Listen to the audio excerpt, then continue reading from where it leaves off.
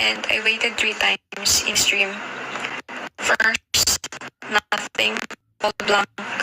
Second, same thing, blank.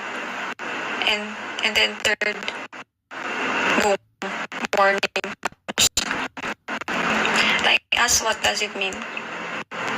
And it came to my senses that it is the remaining 3 months of this year.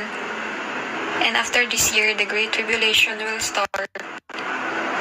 Because at this time, all that's happening in this world is just the beginning of the birth pains.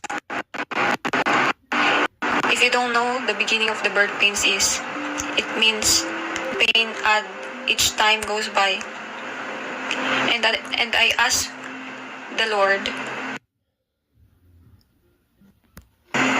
will we still be here? And then he said,